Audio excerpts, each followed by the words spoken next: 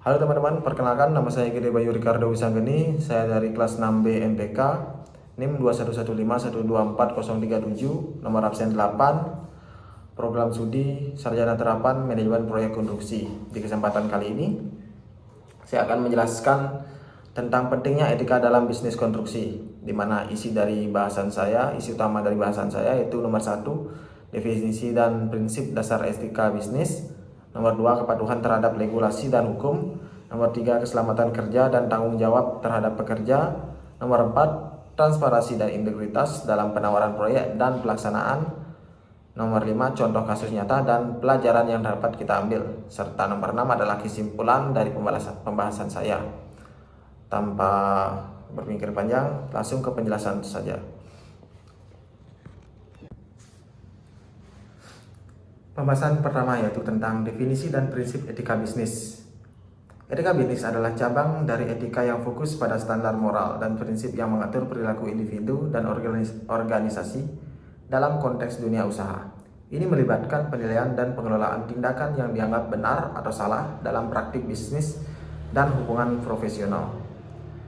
Etika bisnis dalam konstruksi melibatkan prinsip-prinsip dasar yang mendukung praktek jujur, adil, dan profesional.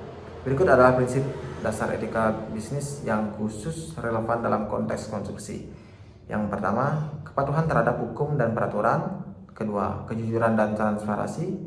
Nomor 3, tanggung jawab profesional. Nomor 4, keamanan dan kesehatan. Nomor 5, kepatuhan kontrak. Nomor 6, tanggung jawab sosial dan lingkungan. Dan nomor 7, integritas dalam negosiasi. Kepatuhan terhadap regulasi dan hukum adalah salah satu aspek krusial dalam etika bisnis konstruksi. Di industri konstruksi, mematuhi peraturan dan hukum bukan hanya soal menghindar dari sanksi hukum, tetapi juga mencerminkan komitmen terhadap standar profesional dan tanggung jawab sosial. Ada beberapa elemen penting terkait kepatuhan terhadap regulasi dan hukum dalam etika bisnis konstruksi. Yang pertama, patuhi peraturan bangunan seperti kode bangunan dan standar teknik dan izin-izin dari proyek konstruksi tersebut. Yang kedua, ada keselamatan kerja seperti peraturan keselamatan kerja dan kesehatan dan keselamatan kerja terhadap para pekerja. Nomor ketiga adalah peraturan lingkungan di mana seperti pengelolaan limbah dalam proyek konstruksi tersebut dan juga dampak lingkungan yang ditimbulkan oleh proyek konstruksi tersebut. Keselamatan kerja dan tanggung jawab terhadap pekerja adalah aspek fundamental dalam etika bisnis konstruksi. Menerapkan standar tinggi dalam kedua area ini tidak hanya memenuhi kewajiban hukum, tetapi juga mencerminkan komitmen terhadap nilai-nilai etika dan tanggung jawab sosial perusahaan. Berikut adalah rincian mengenai bagaimana keselamatan kerja dan tanggung jawab terhadap pekerja diintegrasikan dalam etika bisnis konstruksi. Yaitu yang pertama ada penerapan kode keselamatan, kedua ada pengendalian risiko, ketiga ada pelatihan keselamatan, keempat ada inspeksi berkala, nomor 5 kesehatan pekerja, dan nomor 6 pencegahan diskriminasi dan pelecehan seksual.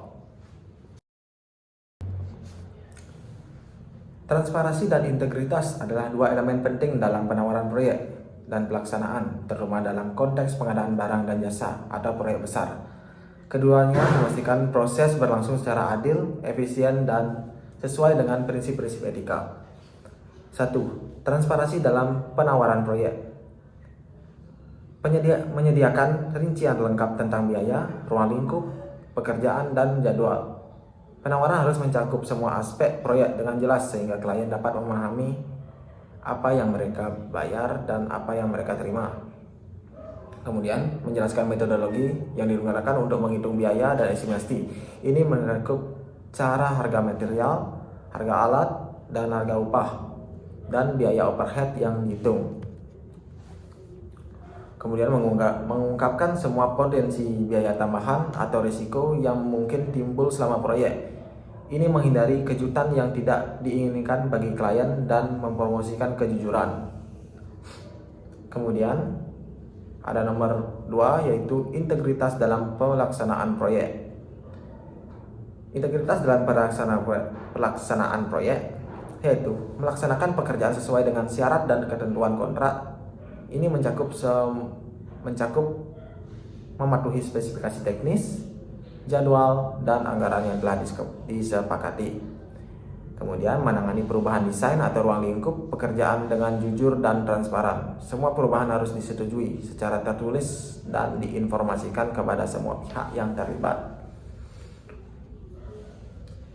Kemudian, menyediakan laporan keuangan yang jelas dan akurat mengenai pengeluaran proyek. Ini termasuk pengelolaan biaya secara efisien dan memberikan informasi keuangan tepat waktu kepada klien. Mengungkapkan semua biaya tambahan atau perubahan biaya dengan jujur dan memberikan justifikasi yang jelas untuk biaya tambahan tersebut. Di pembahasan kelima ini, saya akan menjelaskan tentang contoh kasus nyata dan pelajaran yang dapat diambil, di mana contoh kasus yang saya ambil yaitu berupa kasus suap dalam penawaran proyek. Adapun deskripsi kasus tersebut yaitu sebuah perusahaan konstruksi besar mengajukan penawaran untuk proyek infrastruktur besar.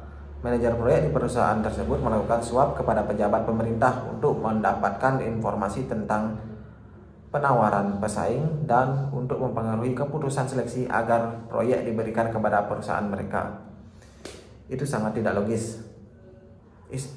Isu etika dari kasus suap tersebut yaitu nomor 1, korupsi dan penyuapan. Parti ini melanggar hukum dan standar etika serta merusak integritas proyek penawaran. Yang kedua ada keadilan dalam kompetisi, yaitu penggunaan suap mengabaikan prinsip keadilan dan kompetisi yang jujur dan adil. Kemudian kasus suap dalam proyek ini memiliki solusi etikanya berupa yaitu pelaporan dan penegakan hukum. Pihak berwenang harus menyelidiki dan menuntut pihak-pihak yang terlibat dalam kasus suap. Kemudian membuat kebijakan anti korupsi. Perusahaan harus menerapkan kebijakan anti korupsi yang ketat dan melatih karyawan tentang etika bisnis. Dari kasus tersebut dapat kita simpulkan betapa pentingnya pengelolaan yang baik dan prinsip-prinsip etika dalam setiap aspek operasional, baik di sektor publik maupun wisata. Mengambil pelajaran dari kasus-kasus ini dapat membantu kita menjadi calon pengusaha bisnis konstruksi yang adil dan efisien. Dari penjelasan yang saya jelaskan sebelumnya, dapat disimpulkan bahwa penerapan etika bisnis dalam konstruksi adalah kunci untuk menjalankan proyek yang sukses dan berkelanjutan. Etika bisnis bukan hanya tentang mematuhi hukum, tetapi juga tentang membangun budaya integritas, transparansi, dan tanggung jawab sosial. Dengan komitmen terhadap prinsip etika, perusahaan konstruksi dapat mencapai hasil yang berkualitas tinggi, menjaga hubungan yang positif dengan semua pemangku kepentingan, dan berkontribusi pada keberlanjutan industri secara keseluruhan.